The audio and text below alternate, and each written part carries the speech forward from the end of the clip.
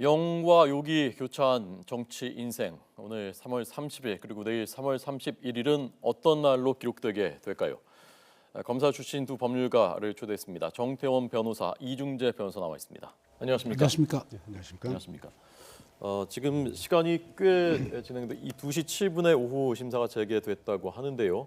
당초 예상보다도 더 길어지지 않겠느냐라는 관측들이 현장에서 나오고 있다고 합니다.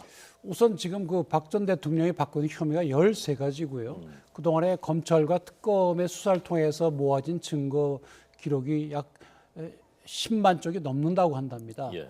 그렇다고 한다면 이제 영장 담당 판사가 검찰이 제출한 그 증거를 10만 쪽이 넘는 것을 검토를 해봤겠지만 그 중에 여러 가지 확인할 부분들이 있을 것이고 그 부분에 대해서 박 전 대통령에게 질문을 하고 박 전 답하고 이런 식으로 진행을 했을 걸로 보이거든요. 그렇기 때문에 이게 금방 끝날 수가 없는 것이 기본적으로 박 전 대통령이 지금 아마도 지금 부인하고 있을 걸로 보이거든요. 네네.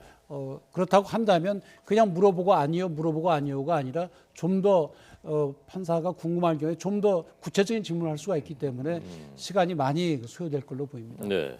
자, 원론으로 다시 돌아가서요. 구속영장을 발부하는 판사가 그 요건하고 법에 규정된 그 법규가 있을 것 아닙니까? 네. 어떻게 되어 있습니까? 예, 우리 형사소송법상 구속영장은 증거 인멸, 도주 우려 이 두 가지 사유가 이제 가장 큰 거고 이 두 가지 사유를 판단함에 있어서 필요적으로 고려해야 될 게 범죄의 중대성, 네. 재범의 위험성 이런 사유가 되겠습니다. 자, 형사소송법 70조를 한번 보겠습니다. 구속의 사유가 이렇게 규정되어 있고 1항에는 피고인이 일정한 주거가 없는 때, 또 피고인이 증거를 인멸할 염려가 있는 때, 피고인이 도망하거나 도망할 염려가 있는 때로 되어 있고요. 2항에는 구속 사유를 심사할 때 범죄의 중대성, 재범의 위험성, 피해자 및 중요 참고인 등에 대한 위해 우려 등을 고려해야 한다. 이렇게 되어 있습니다. 지난번 검찰이 영장 청구하면 세 가지를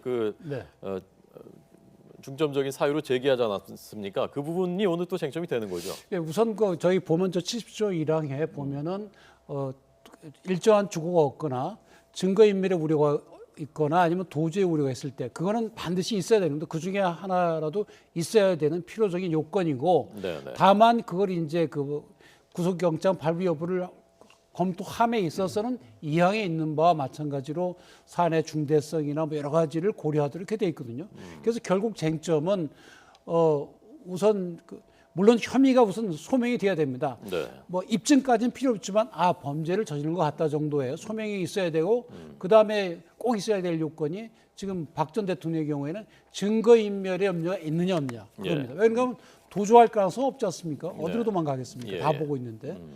그다음에 죽어도 일정하고 그러면 증거인멸의 염려가 있느냐 없냐 그게 이제 상당히 다투질 걸로 보이고 거기에 더해서 이제 다른 구속된 다른 그 피의자들과의 비교해서 형평성 왜냐하면 박 전 대통령의 지시를 봐서 한 걸로 되어 있는 안종범 수석이나 정호성 비서관 또 최순실이 구속돼 있지 않습니까? 그런 형평성 또 이 사건 자체가 우리 국가에 던진 충격 그런 것으로 상당히 중대한 점 그런 것은 고려 사유가 되죠. 네. 그래서 아마도 오늘 실질 심사에 있어서는 증거인멸의 염려가 없다. 그 부분을 상당히 강하게 주장할 걸로 보입니다. 네. 또 한 가지 아까 말씀드렸도 이 법률적으로 이 범죄 혐의를 인정하기 좀 어렵다. 두 가지 점에 아마도 변호인이 집중할 걸로 보입니다. 네. 그래서 법적인 쟁점 따져보기 전에 우선 그 증거인멸의 우려 부분 그 부분에 대해서 어떻게 보십니까, 이 변호사님? 예, 저는 이미 박 전 대통령이 특검이든 검찰이든 소환에 몇 차례 불응했죠. 그리고 지금 박근혜 전 대통령이 임명한 청와대 비서실장과 경호실장이 그대로 있으면서 압수수색도 계속 거부했단 말입니다. 그리고 이런 태도에 비추어 볼 때는 앞으로도 불구속 수사를 하면은 결국은 관련자들을 접촉을 하면서 이런 방향으로 좀 진술을 하자. 이렇게 이게 이제 서로 말을 맞추는 게 이제 증거인멸의 우려거든요. 네, 그리고 네. 접촉을 안 하더라도 이 사건이 일반 사건하고 좀 다른 거는 대통령의 말 한마디 박 전 대통령이죠. 말 한마디 한마디가 지금 언론 보도를 통해서 다 알려집니다. 그러면 지금 박 전 대통령의 입장은 이거거든요. 내 통장에 돈 한 푼 안 들어왔다. 네. 나는 정당한 정치적 수행을 했다. 그러니까 사익을 추구한 게 아니지 않느냐. 예. 이게 그대로 보도가 되기 때문에 다른 공범자들도 그거에 맞추어서 그냥 진술을 그냥 그 방향으로 몰고 나갈 가능성이 있거든요. 네. 그래서 검찰은 이런 점을 강조하면서 증거인멸의 우려가 있다. 이걸 굉장히 중점을 둘 겁니다. 네. 자, 조금 전 그 검찰 쪽과 박근혜 대통령 측 변호인들 그 세 가지에 대한 그 쟁점 서로 엇갈리는 입장들. 증거인멸 부분에 대해서는 변호인단은 대부분 증거가 이미 압수돼 있고 관련자들이 구속 상태가 아니냐, 말 맞추기도 불가능한 것 아니냐. 그 부분에 대해서는 정 변호사님 어떻게 보십니까? 그래서 이제 두 가지로 볼 수 있는데 지금 이 변호사님 말씀하신 것처럼 증거인멸의 우려가 충분히 있다 이렇게 볼 수도 있고요. 또 변호인 측 입장으로서는 아니 뭐 말을 맞추고 싶어도 말을 맞출 사람들이 다 구속돼 있지 않느냐. 그다음에 검찰과 특검이 그동안 조사를 해서 12만 쪽의 증거 기록을 이미 확보해 놨는데 네. 사람들이 그걸 어떻게 바꿀 수도 없는 거 아니냐.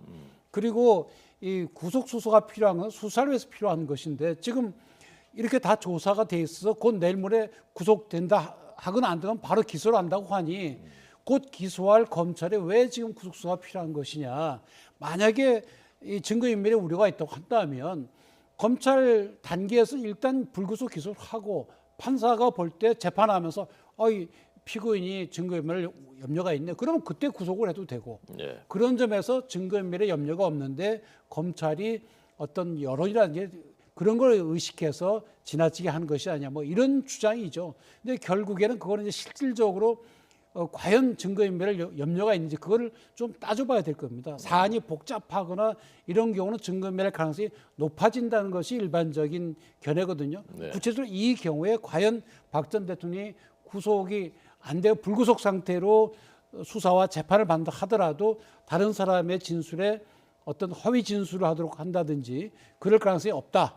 또 다른 그 물적 증거를 바꿀 가능성이 없다. 그렇다고 한다면 불구속하는 게 맞죠. 근데 과연 그런 것인지 아닌 것인지에 대해서 오늘 법관이 심도 있게 검토를 할 겁니다. 네, 영장실질심사는 비공개이기 때문에 지금 그 법정에서는 누구도 듣지들을 못하고 기자들도 취재를 못하고 있습니다만은 아마도 지금 그 두 분이 말씀하신 그런 그 공방들이 지금 아마 벌어지고 있지 않을까. 거의 그 내용들이 반영된 것이 아닐까 하는 생각이 듭니다.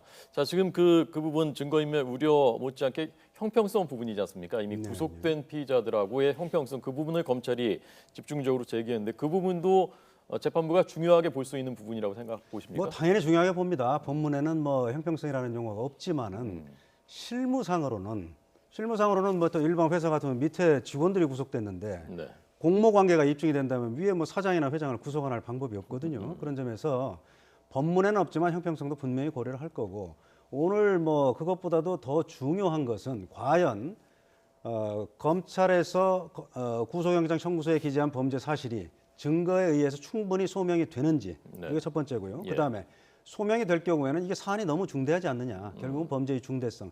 이 두 가지 위주로 아마 영장 전담 판사가 중점을 둬서 결정을 할 겁니다. 네, 이 형평성하고 지금 여론조사를 보면은 다수가 상당히 많은 다수가 구속이 필요하다고 국민들이 응답하고 있지 않습니까? 네. 이런 여론도 재판부가 영장 판사가 판단하는 데 있어서 영향을 상당히 미치게 됩니까? 어떻습니까? 받아서는 안 됩니다. 사실 사법권의 독립을 이야기할 때는 어떤 국가 권력이나 정치 권력으로부터의 독립도 중요하고 또 한 가지 여론으로부터의 독립도 중요합니다. 왜 그런가 하면 여론은 일반 국민들이 그 기록을 검토하고 법적 판단한 뒤에 나오는 건 아니거든요. 네. 그렇기 때문에 여론으로부터 독립을 해야 되기 때문에 이 담당 판사가 여론이 요즘 구속을 많이 해야 된다고 하더라. 그래서 구속을 한다든지 아니면 불구속 여론이 많다더라 해서 불구속한다더라. 이렇게 해서는 안 됩니다. 그야말로 형사소송법 원칙에 맞게 또 헌법에 맞게 충분히 검토를 해서 이제 이렇게 해야 되는 것입니다. 그 점에서 어떤 경우는 그 선배 법조인들 경우는 그 담당 판사가 보고 아예 신문 방송도 보지 마라. 심한 경우 네. 그래까지 얘기하는 경우도 있습니다. 네. 좀 부연 설명드리면 예, 예. 그래서 우리 헌법에도 모든 법관은 헌법과 법률에 의거하여 양심에 따라 독립하여 심판한다 이렇게 되어 있습니다. 그렇기 때문에 여론의 영향을 받으면 안 되는 겁니다. 뭐 사실상 판사들도 뭐 언론 보도를 통해서 사실상 영향을 받는 부분이 뭐 있을지는 몰라도 그렇게 해서는 안 되는 겁니다. 예. 자, 두 분 그 법률적인 쟁점 여쭤보기 전에 박근혜 전 대통령 오늘 아침 그 모습 화면 좀 보면서 어떻게 보셨는지 좀 얘기를 나눠보겠습니다. 지금 이거는 법정으로 들어가고 있는 모습이고요. 오늘 표정이 검찰 나올 때 출석할 때하고도 또 조금 다르지 않았느냐라고 보는 분들도 있고요. 복장도 색깔은 비슷했습니다만은 검찰 나올 때하고 복장도 다른 복장이었습니다. 전혀 달라질 수밖에 없죠. 왜 그런가 하면 검찰에 조사받으러 갈 당시에는 내가 지금 여러 가지 의혹을 받고 있는데 네. 내가 가서 검사한테 잘 설명을 하면 내가 아무런 죄가 없다는 걸 알게 될 것이다. 이런 기대를 갖고 갔었을 거거든요. 네, 네. 그 다음에 가서 뭐 쭉 얘기했고 아마 검사가 박 전 대통령 주장하는 걸 다 조서에 작성을 했겠죠. 그러니까 내가 얘기하는 거를 다 조서에 작성했으니 이제 괜찮겠구나 하고 돌아왔겠죠. 그래서 이제 지지자들에게도 미소를 보일 수 있었던 것이고. 그런데 지금 보니까 내가 그렇게 얘기했음에도 불구하고 검사는 내가 죄가 있다고 생각하고 나를 구속하겠다고 하니 내가 그동안에 가서 얘기한 것이 의미가 없구나. 검사 설득 못했구나. 네, 네. 그렇다고 한다면 검사뿐만이 아니라 판사도 내 말을 안 들을 수 있겠구나. 그러면 만약에 그렇다고 한다면 나는 갔다가 바로 서울구치소 갈 수도 있겠구나. 이런 생각이 들 수밖에 없죠. 네. 그러니까 검찰에 갈 때보다는 지금 굉장히 위험해져 있는 거 아닙니까? 네. 그러니까 이렇게 얼굴이 굳어져 있고 예. 뭐 지금 뭐 기자들이 뭐 물어보지만 대답할 만한 그런 마음의 여유가 없는 거죠. 네. 자, 옳고 그르고 가치 판단을 떠나서 사실 세간에서의 일반적인 관측은 검찰이 영장 청구할 가능성이 더 높다, 꽤 더 많이 더 높다라고 보는 것이 일반적인 해석이었지 않습니까? 그렇죠. 그런데 박근혜 전 대통령이 정말 지금 보도되는 것처럼 영장 청구도일 거라고 생각을 못했고 정말 충격을 받았다라면은 그런 어떤 정보라든가 정보 수집이라든가 이런 부분에서 좀 뭔가 좀 문제가 있는 것이 아니냐라는 생각들을 많은 사람들이 하고 있거든요. 저도 그렇게 생각을 합니다. 지난번에 검찰 조사는 제가 볼 때는 검찰 입장에서는 굉장히 여유로운 조사였어요. 예. 그러니까 검찰은 이미 박 전 대통령이 어떤 진술을 하든 우리는 증거는 충분히 가지고 있다 이런 입장이었고요. 그래서 제가 생각할 때는 그 짧은 시간에 뭐 물론 긴 시간이라면 긴 시간일 수 있습니다만은 13가지 혐의에 대해서 안 물어본 게 없다고 그랬어요. 검찰에서. 예. 다 물어봤다 물어볼 거.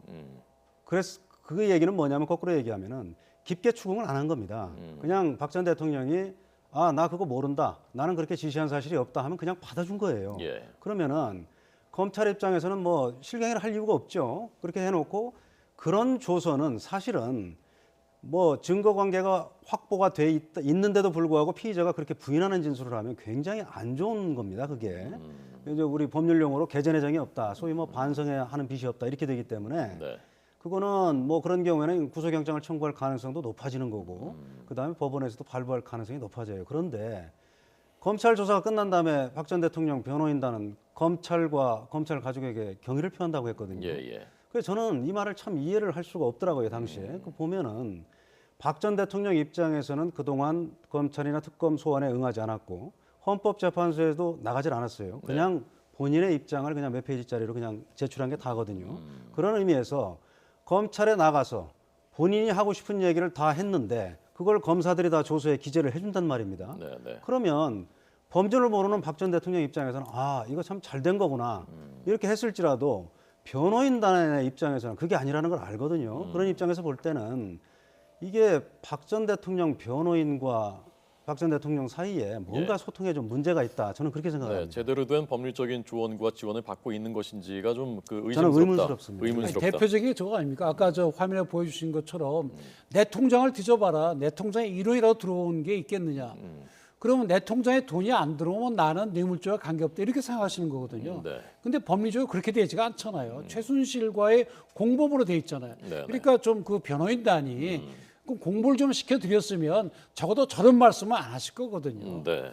자, 그 뇌물 부분, 제3자 뇌물하고 일반 뇌물 그 부분 따져보기 전에요. 오늘 박지만 씨 그 동생이 온 부분이 사실 화제였습니다. 그리고 많은 국민들이 주목했는데요. 어떻게 보셨습니까? 글쎄요, 그건 뭐 지금 제가 볼 때는 박지만 씨만 해도 이 사건을 좀 한 단계 떨어져서 객관적으로 볼 수 있는 위치라고 봐요. 그렇기 때문에 오늘 방문해서 뭐 눈물까지 흘렸다고 하는데 아마 저 박 전 대통령의 구속 가능성이 높다고 판단을 한 것 같습니다.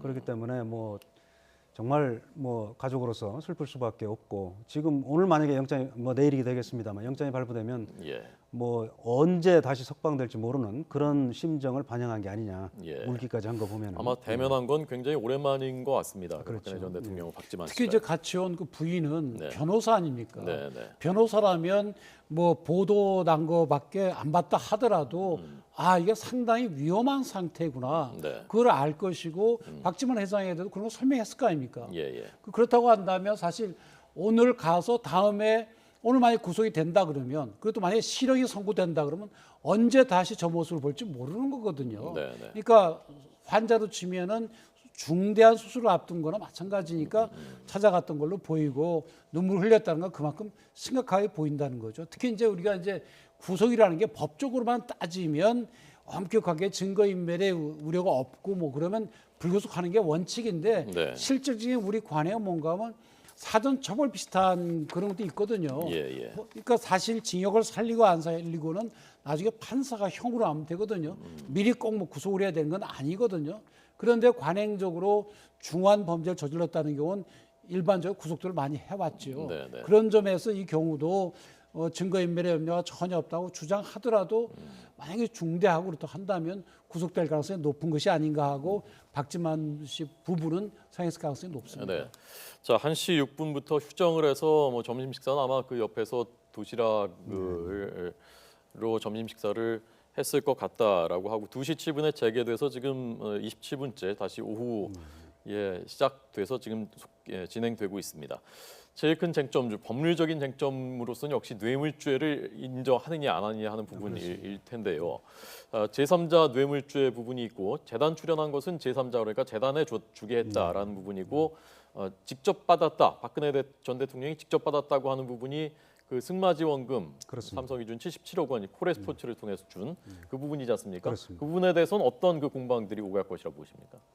지금 뭐 계속 했던 대로 박 전 대통령 우선 뭐 재단 설립과 관련해서 두 재단을 통해서 이제 기업들로부터 774억 원을 받았는데 그 부분을 뭐 기업들은 계속 뭐 기업 입장에서는 강요에 의해서 그렇게 한 거다. 그렇게 하고 박 전 대통령 입장에서는 우리나라의 그 문화, 체육 이 분야의 사업을 좀 융성화시키기 위해서 정당한 나는 정책 수행을 한 거다. 그리고 내가 이런 얘기를 했더니 기업들이 공감해서 뭐 자발적으로 출연한 거다. 그런데 이게 무슨 뇌물이냐? 뇌물이 안 될 뿐만 아니라 강요도 안 된다 이런 입장이고요. 그 다음에 이제 지금 그 부분을 뇌물하고 강요를 같이 영장에 같이 적시했다면서요? 검찰에서는 뭐 같이 적시를 했고 일단 특검의 입장을 수용한 걸로 봅니다. 영장 등이기 때문에. 예. 나중에 뭐 말씀드릴 기회가 있으면 다시 말씀을 드리겠습니다만은 아마 제 생각으로는 기소할 때는 뇌물을 주의적 공소사실로 하고 그다음에 직권남용 강요를 예비적 공소사실로 할 거예요. 예. 그래서 주의적 공소사실이 인정되면 거기서 끝나는 거고 만약에 혹시라도 법원에서 주의적 공소사실은 뇌물죄가 안 된다고 하면 그다음에는 이제 직권남용 강요 이 부분을 판단하게 되는 겁니다. 네. 그 부분이 되겠고요. 그다음에 어쨌든 이 부분은 재단이라는 제3자에게 준 거기 때문에 제3자 뇌물 제공죄가 됩니다. 그리고 최순실 씨와 정유라 씨에 대해서 뭐 말을 사주는데 지원을 해주고 이런 부분 이거는 박 전 대통령이 최순실 씨와 공모해서 최순실 씨가 그건 받은 거거든요 직접. 네, 그렇기 예. 때문에 이거는 제3자가 아니고 공모했기 때문에 직접 뇌물을 받은 것과 마찬가지다.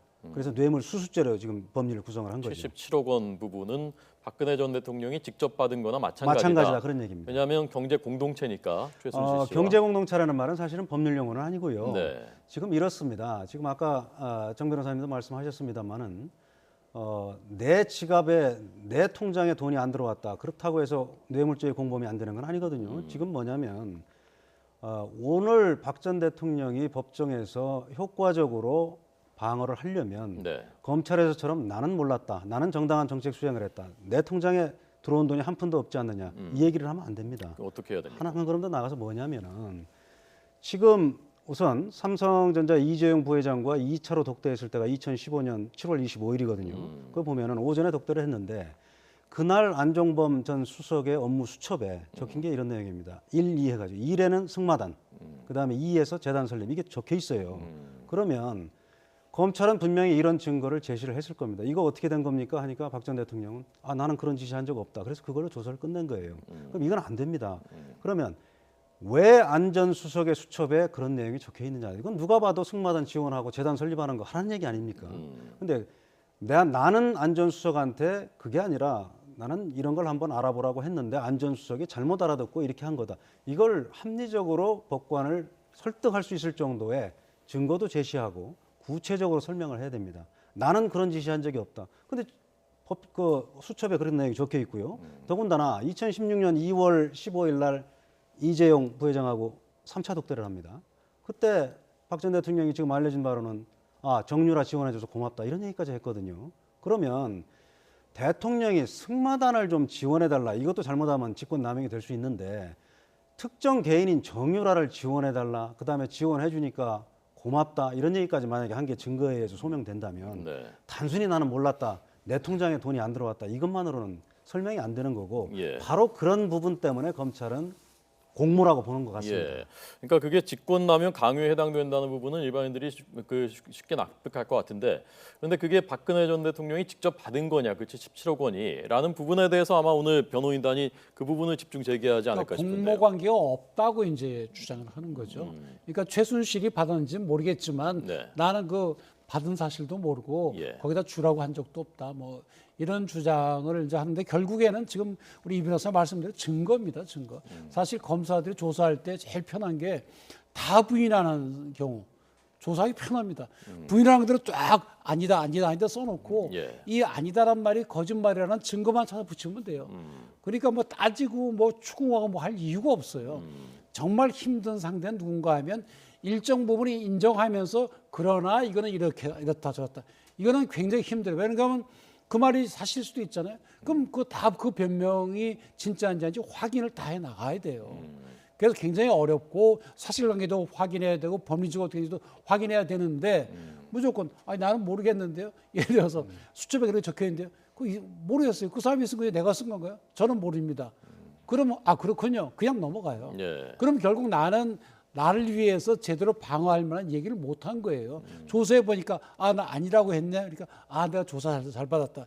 이렇게 생각할 수가 있지만 그건 전혀 잘 받는 게 아니죠. 자, 그러면 이런 경우에 어떻게 됩니까? 예컨대 만약에 제가 공무원인데 제가 정 변호사님하고 공모를 해서 그 사업가인 이중재 그 사장님한테 그 정 변호사한테 돈 10억 원만 주십시오라고 해서 돈 10억 원 줬단 말입니다. 그러면 공모는 했고 그런데 그 10억 원 중에 공무원이 나는 그 돈을 실제로 받지 않았고 그러면 거기에 뇌물죄가 인정이 됩니까 안 됩니까? 공무원이 안 받고 누구한테 받은 경우를 말씀하시는 거예요? 아니 그러니까 이 정 변호사님 받은 거죠. 공무원이 저거. 아닌 공무원이 아닌 사람과 공모해서 제3자한테 주게. 네. 일반적으로 그런 경우에는 제3자 뇌물 제공죄가 되는 거죠. 제3자니까. 그런데 네. 그 정도가 아니고 저 사람한테 줘라 이 정도가 아니고 두 사람이 공동해서 예. 자 우리 이 돈 받아가지고 예를 들어 이 사건 같으면은 자 정유라 나중에 올림픽 금메달리스트 되게 내가 도와줄 테니까 삼성에 그렇게 얘기해라. 내가 얘기해놨으니까 삼성하고 후속 절차 진행해라. 이 정도가 됐기 때문에 이건 공모로 보는 거죠. 직접 받은 거나 마찬가지다. 제3자 뇌물, 제3자 뇌물 대표적인 케이스는 우리 그 예전 케이스에 나한테 돈을 주려고 하니까 나한테 주지 말고 내가 다니면서 절에 가서 시주해라. 그게 절에 시주를 했거든요. 예. 뭐 내가 받은 것도 아니고 스님하고 나하고 돈을 갈라먹게 한 것도 아니에요. 그래서 그 경우가 이제 제3자에 대한 뇌물 제공으로 되는 거죠. 네. 근데 지금 말씀대로 더 가까우면 그건 이제 뇌물수수의 공범이 되는 거죠. 그러니까 지금 그 두 가지가 그 혼용돼서 사실 그 보도하는 저희 입장에서도 좀 헷갈릴 때가 있는데 지금 이제 제3자 뇌물죄는 제3자에게 갖다 재단한테 줘라. 한 거고 지금 77억 원 정유라 지원금은 그건 박근혜 전 대통령이 직접 받은 거나 마찬가지다. 마찬가지다. 그렇게 구성을 한 그렇게 겁니다. 보는 거거든요. 그러니까 부부간에 우리 뭐 집사람이 받았다. 예를 들어 그런 경우나 마찬가지인 거죠. 예. 그러니까 그 부분이 아마 오늘 제일 집중적으로 다뤄질 법률적인 쟁점은 그 부분입니다. 그러니까 이제 경제 공동체 얘기도 거기서 나오는 얘기죠. 그러니까 공모했다. 왜 최순실이 받은 거나 박 전 대통령이 받은 거나 마찬가지다. 둘이서 뭐 받기로 약속하고 뭐 그런 증거는 없죠. 최순실도 뭐 그런 얘기 한 적이 없으니까 다 부인하고 있으니까. 그렇게 하지만 객관적으로 볼 때 몇십 년 동안 최순실 씨가 계속 경제적인 지원을 했고 집도 사주고 뭐 다 해줬다. 그렇다고 한다면 이게 한 몸이나 마찬가지 아니냐. 네. 그래서 결국에 이제 공범으로 이제 기소를 하고 공범으로 지금 영장 청구를 하는 거죠. 예. 자, 두 분 다 그 검찰 검사 출신이시고 서울중앙지검에도 근무를 해보셨을 텐데 여기서 서울중앙지방법원이 이제 서울중앙지검 바로 옆에 있는데 그렇죠. 거기서 영장 심사가 피의자 신문이 끝나게 되면 그 다음에 대기하는 장소가 어디가 될 가능성이 대기하는 장소는 이렇습니다. 지금 이렇게 체포되지 않은 피의자에 대해서 구속영장을 청구할 때는 구인을 위한 구속영장을 발부합니다. 그게 이제 구인영장인데요. 지금 박 전 대통령에 대해서도 구인영장이 발부된 상태입니다. 그러면은 구인영장이 이제 두 가지로 봐야 되는데요. 신문 장소에 데려와야 될 거 아닙니까? 뭐 오늘 자발적으로 오신다고 했으니까 그건 상관없는데 그건 인치라고 하고 그다음에 신문이 끝나면 이제 영장 전담 판사가 기록을 다시 이제 검토를 하는데 그래서 이제 발부 여부를 결정하지 않습니까? 신문이 끝나고 최종 결정할 때까지 대기를 시켜야 됩니다. 예. 그 부분을 이제 유치라고 하는데 예. 유치 장소를 역시 영장 전담 판사가 거기에 적어 넣습니다. 구인 영장에. 이제 그 부분은 이미 협의가 됐을 거예요. 지금 보안 문제 때문에 발표를 못할 뿐이지. 그런데 원칙은 이렇습니다. 보통 뭐 구치소 아니면은 검찰청사 내 구치감 아니면은 뭐 인근의 서초경찰서 유치장 이런데 유치를 해놔요. 네, 왜냐하면 검사 입장에서도 모든 피의자들을 검사실에서 데리고 있을 수는 없지 않겠습니까? 예. 그런데 원칙상으로는 이렇게 됩니다. 우리 형사소송 규칙상 법원의 사무실이나 당직실에도 유치를 할 수 있어요. 예. 그런데 법원에서는 부담스럽겠죠, 그런 부분이. 네. 사실은 박 전 대통령이 뭐 어디로 이동하고 검찰로 이동하는 것도 얼마나 주목을 받습니까? 경호 문제도 있고. 그렇기 때문에 사실은 법원에 적당한 공간이 있으면 거기에 유치하는 것도 상관이 없어요. 근데 법원이 안 하려고 할 거예요, 그 부분은. 예. 그렇기 때문에 결국은 이제 검찰청사 내가 될 것 같은데 그러면 검찰청사 내에 구치감에 넣어야 되느냐? 구치감은 경찰이 뭐 구속된 피의자를 검찰로 송치하거나 아니면 구치소에 이미 수감되어 있는 피의자를 조사할 때 그 구치감에서 구속된 피의자들이 대기하고 있다가 검사실로 차례로 올라와서 조사를 받는 그런 장소입니다. 네. 그런데 금년 초에 인권위원회에서 아직 영장 발부도 안 된 사람을 구치소에 수감하는 건 이건 더구나 구치소 가면 수위까지 입어야 되는데 네. 그거는 인권 침해의 소지가 있다 이렇게 권고를 했어요. 그래서 네. 제가 볼 때는 아마 검찰에서도 저는 검찰청사 내 구치감이 아니라 예. 어디 검사실이나 영상녹화 조사실이나 이런 장소를 아마 법원하고 협의해서 결정하지 않았을까 예. 이렇게 생각을 구치감은 합니다. 어디 있습니까? 서울중앙지검에. 검찰청사 내에 청사 있습니다. 안에 몇 층 어디? 1층에 있죠. 1층에 있고. 예. 네. 구치감은 이제 쉽게 얘기해서 경찰서 유치장하고 비슷하게 비슷하게 생겼어요. 생긴 그러니까 거죠. 저 새장처럼 생긴데요. 거기 들어가 있으라는 얘기고. 근데 일반적으로 종전에 보면은 되게 이제 검찰에서 직접 영장 청구하는 경우에도 되게 이제 검사실에 대기를 시키는 경우들이 많아요. 아니면 이제 인력이 없으면 지켜야 되지 않습니까? 도망가도 안 되니까. 예. 그러면 가까운 서초경사 유치장에 그 유치를 시키든지 네. 하는데 지난번에 이제 그 법원은 이재용 부회장이나 뭐 김기춘 실장, 조윤선 장관 같은 게 전부 또 그 서울 구치소로 보냈잖아요. 예. 근데 꼭 서울 구치소로 보낼 건 아니기 때문에 더더군다나 지금 말씀하신 것처럼 인권위원회에서 인권 침해 소지가 있다 하기 때문에 아마도 제 개인적인 생각으로는 검찰청에 있는 영상 녹화 조사실이나 네. 아니면 검사실에 대기를 하도록 하지 않을까 뭐 그렇게 추측을 예. 합니다. 지난번에 조사받았던 그곳 말씀하시는 거죠. 그렇죠. 거기나 하여튼 뭐 하여튼 그 대기를 하는 거니까요. 네. 실제로 뭐 일반적인 경우에도 신병을 관리할 그 인력이 있으면 그냥 검사실이나 그런 데서 계속 대기시키는 경우도 많이 있습니다. 네. 그렇죠. 지금 뭐 가뜩이나 지금 뭐 박 전 대통령 측에서는